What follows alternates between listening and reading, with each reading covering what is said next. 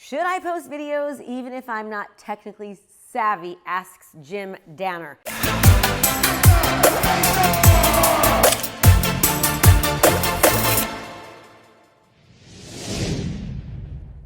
The answer is absolutely yes. I want you to be perfectly imperfect. The only thing you need, Jim, is a cell phone. Every single person has a cell phone. In fact, research shows that unpolished, unedited videos actually gets more interaction and more engagement than videos that are super polished and perfect. Are you wanting a kickstart on your business and you want to learn how to be the go-to professional in your industry? Well, guess what? I've got a challenge for you. It's 5 days of coaching. It's brand new. Just go to KristaMashore.com/client conversion. That's KristaMashore.com/client conversion. And you'll get a training with me for 5 straight days that's going to help kickstart you as the go-to professional in your industry. So sign up and I'll see you there. The idea is just to start, right? Just to start creating content, start getting comfortable with video, start getting comfortable with properly distributing the video so it actually gets seen, and the editing part will come. All you have to do is pick up the phone, push record, make sure there's no dirty underwear in the background or any crazy noises going on, make sure that there isn't super noise in the background like a train going by, and just start speaking content.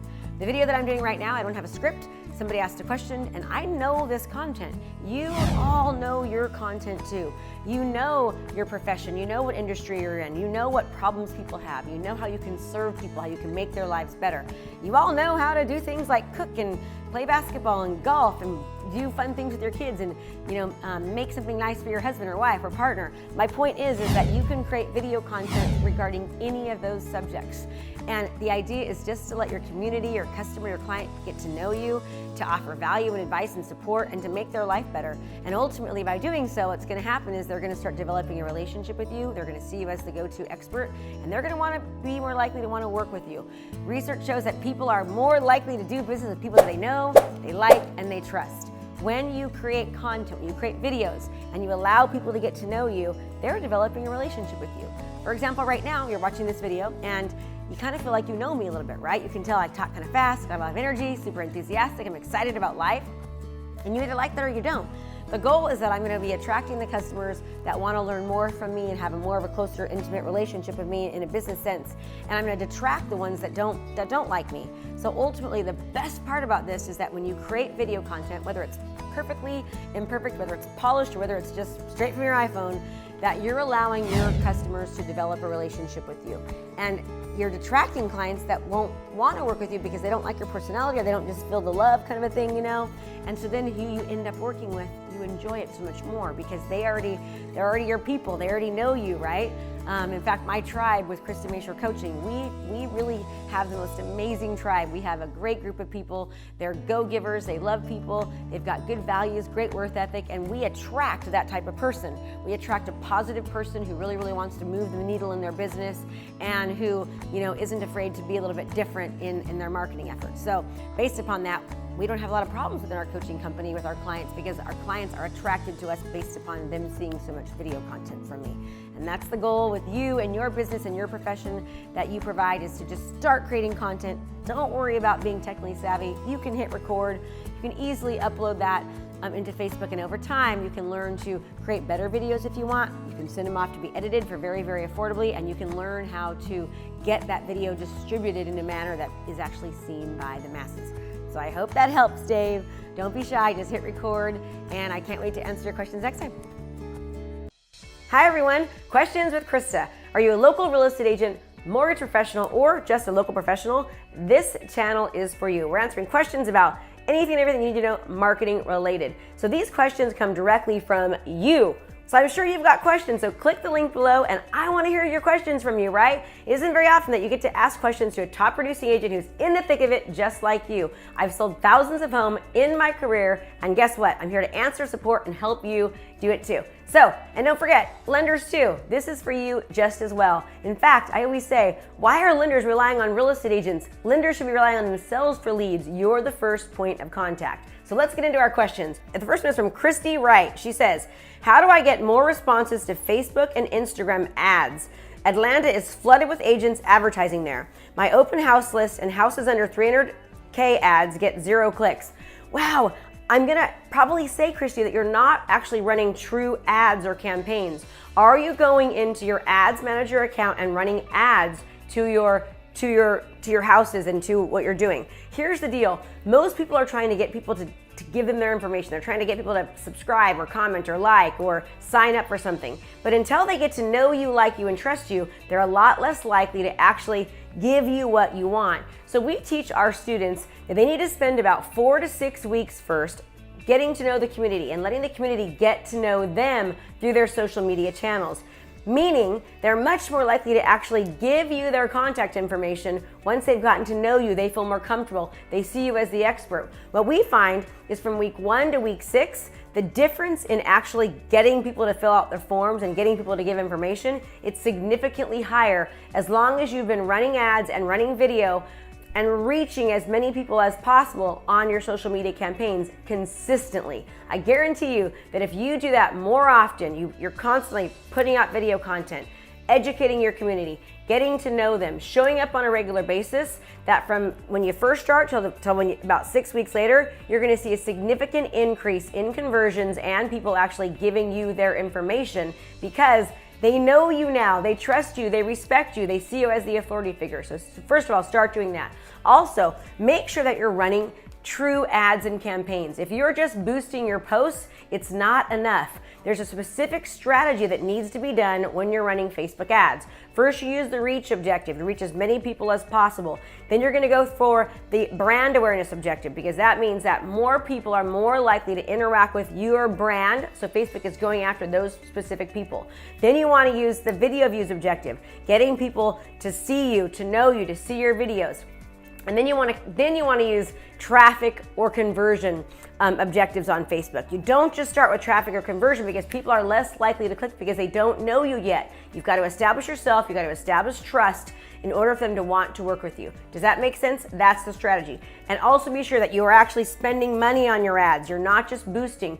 There's specific ways to do it. Are you targeting? Are you retargeting? Are you creating lookalike audiences? All of that is so important. Make sure you're narrowing down your area and you're not marketing to the masses. You're just marketing to no more than about 120,000, 150,000 people. That should be the population. If it's bigger than that, you want to continue to narrow it down. Remember, jack of all trades, master of none. You're trying to become like Nike, Google, Whole Foods. You want people to see you, see your name, and recognize you. If you're trying to do the entire city of Los Angeles, that's never going to happen. You need to do smaller areas so that you can dominate in that area, if that makes sense. Okay, Christy, they have question number 1. Now, Brenda Rankin says, my husband and I also do property management. Any ideas how to reach property owners of rentals in my area with video, out of state or local?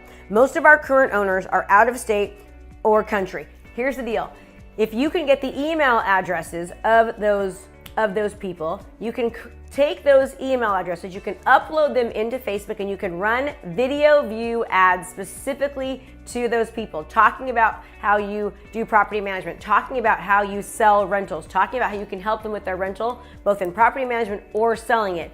Get those lists. You can probably get them from your title company, or there's other sources out there that you can get them from.